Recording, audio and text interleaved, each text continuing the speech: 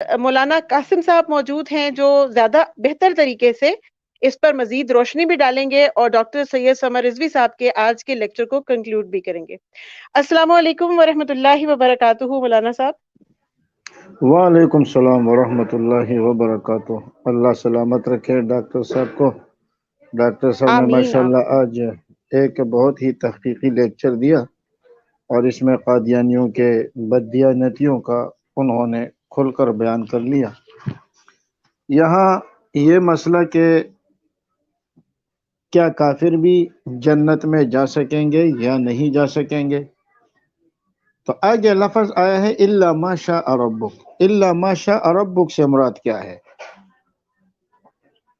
جیسے ایمان والوں کے متعلق فرمایا کہ ایمان والے جنت میں رہیں گے الا ما شاء ربک، تو الا ما شاء ربک سے مراد یہی ہے کہ جن کے لیے خلود نہیں ہے، ایمان والے تو جب ان سے سزا پوری ہو گئی تو وہ جہنم سے نکل آئیں گے، تو پھر وہ مدت اس میں شامل نہیں ہوگی۔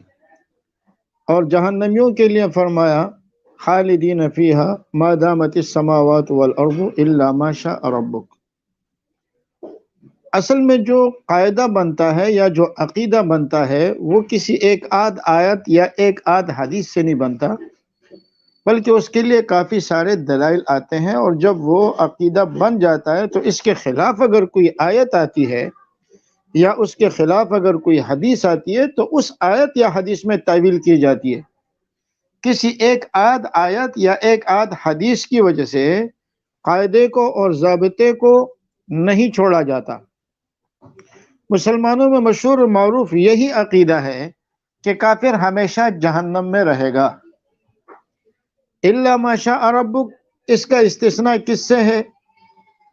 تو الا ما شاء ربک کے متعلق ایک قول تو یہ ہے کہ خالدین یہ ففی النار، کہ جہنم میں رہیں گے، الا ما شاء ربک، مگر جب تک اللہ چاہیں گے تو اس کو آگ سے نکال دیں گے، عذاب جہنم سے نہیں نکلیں گے وہ۔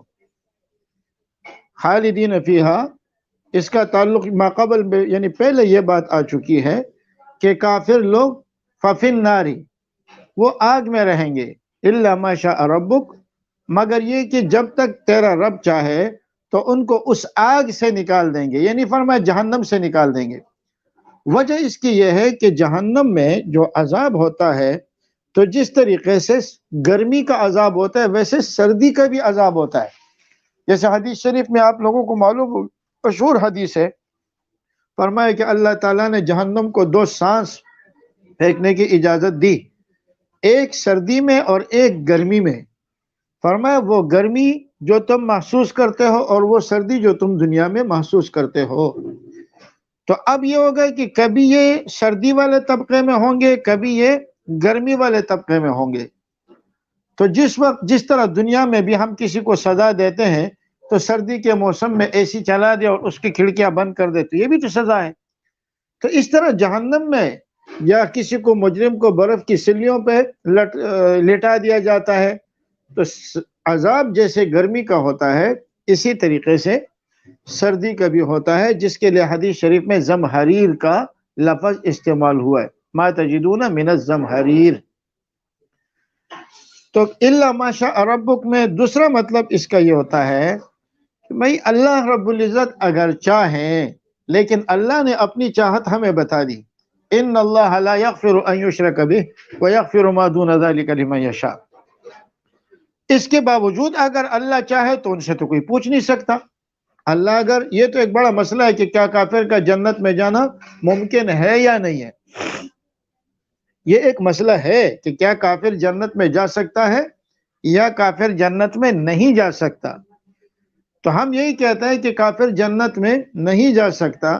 اس کی وجہ کیا ہے کہ ڈاکٹر صاحب نے ایک آیت پڑھی، وعد اللہ المنافقین والمنافقات والکفار نار جہنم خالدین فیہا، کہ اللہ نے یہ وعدہ فرمایا ہے کہ یہ جہنم میں ہمیشہ رہیں گے، اور قرآن میں بار بار آیا ہے ان اللہ لا یخلف المیعاد، اللہ تعالیٰ اپنے وعدے کی مخالفت نہیں کرتے۔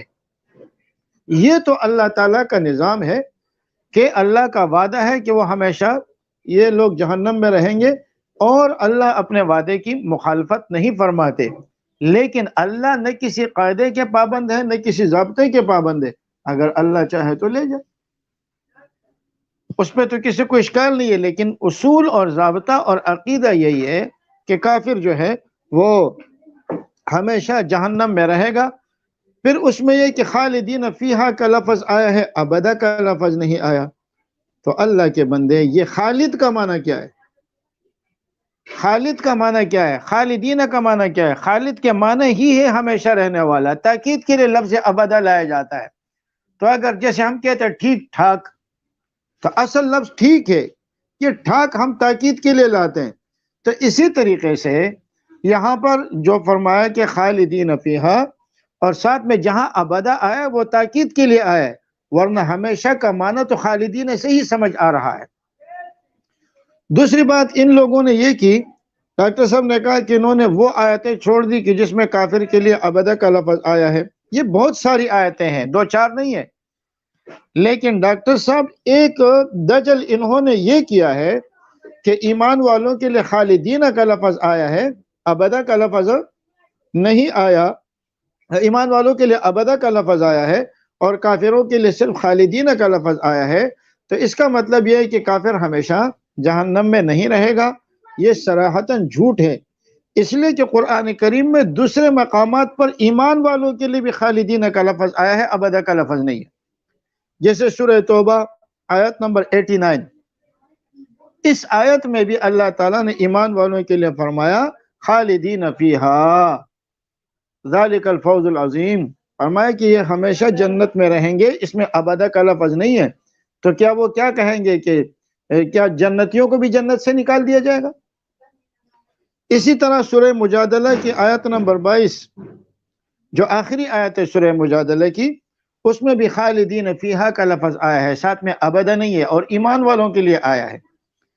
اسی طرح سورہ حدید آیت نمبر 12، اس میں بھی خالدین کا لفظ آیا ہے، ابدا کا لفظ نہیں ہے۔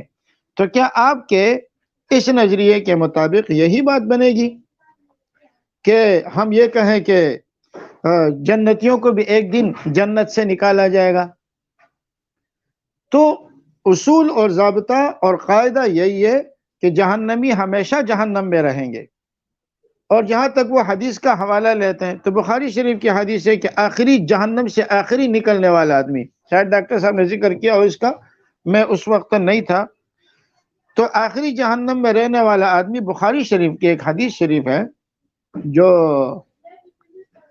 کتاب الرد علی الجہمیہ میں ہم لوگوں نے کل پڑھی ہے، تو اس میں یہ لفظ آیا ہے کہ آخری آدمی جو جہنم سے نکلے گا، یہ حدیث بیان کی، اور پھر نبی علیہ السلام نے فرمایا جس کے دل میں ذرہ کے برابر بھی ایمان ہوگا وہ جہنم میں ہمیشہ نہیں رہے گا، اس کو جہنم سے نکال دیا جائے گا۔ تو خلود فی النار کے لیے، خلود فی النار کے منافی ایمان ہے۔ اگر کسی نے کلمہ پڑھ لیا عمل کوئی نہیں کیا تو ایک وقت ایسا آئے گا کہ اس میں وہ جہنم سے نکال دیے جائیں گے۔ باقی جو خلود کا لفظ ہے ہمیشہ رہنے کا، تو کبھی یہ اپنے حقیقی معنی میں استعمال ہوتا ہے، کبھی یہ اپنے مجازی معنی میں استعمال ہوتا ہے۔ خلود کا حقیقی معنی یہ ہے کہ وہ ہمیشہ جہنم میں رہیں گے، اس سے نکلیں گے نہیں۔ لیکن خلود کا لفظ یا ہمیشہ کا لفظ ہم اردو میں بھی استعمال کرتے، ہمیشہ کا لفظ، لیکن وہ ہمیشہ کے لیے کبھی نہیں ہوتا، بلکہ وہ ایک لمبی مدت کے لیے استعمال ہوتا ہے۔